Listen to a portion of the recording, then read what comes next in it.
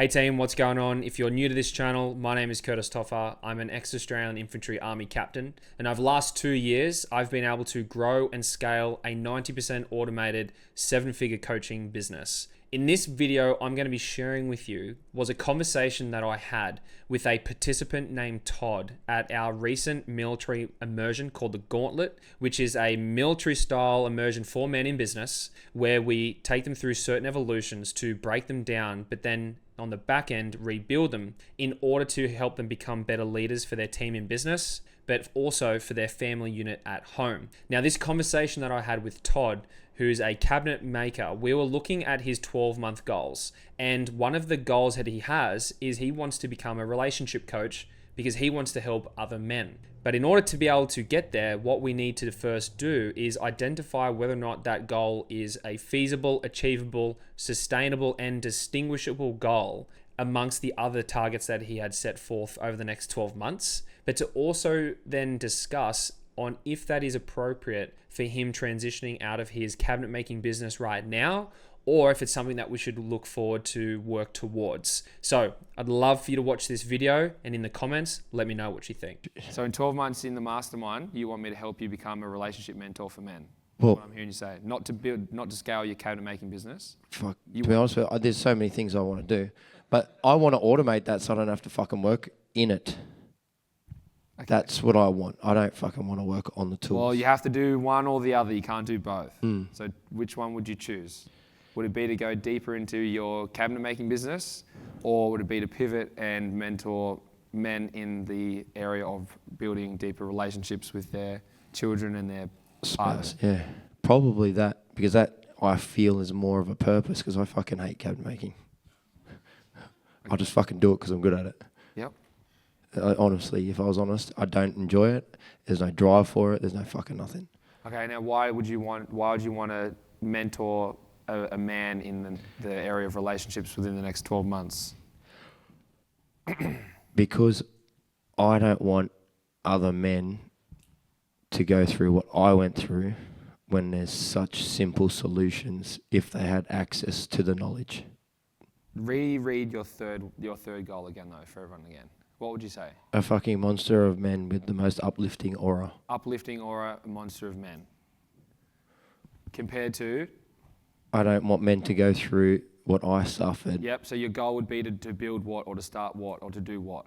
To assist them with their own growth so that they don't. Okay, now let me ask you this next question. Is it suitable for where you're at? So let's look at 600K rev, owner operator, cabinet making business. What's your minimum cost per month that you need to live and survive for you and your family? How much do you need to make for you to survive? Like $4,000 a month.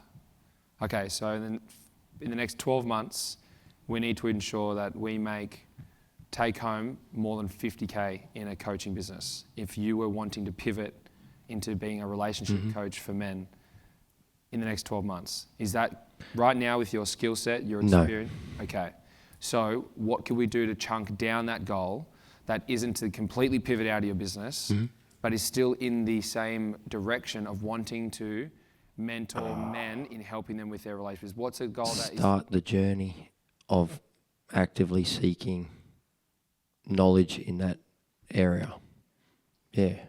While continuing the cabinet making business until I get enough education to be able to then pivot at a more financially stable time. So if that goal then changes to something in the realm of that relationship mentoring aspect, you had join the mastermind, then you had the 14% body fat, then you had this one that we're talking about here, right? Then instead of it being I want to in 12 months become a mentor for men in relationships, there are still a few stepping stones that you need to step before you do that. And if you were to try and to then pivot immediately to then execute on doing that, it's not impossible, but it depends on where you've come from.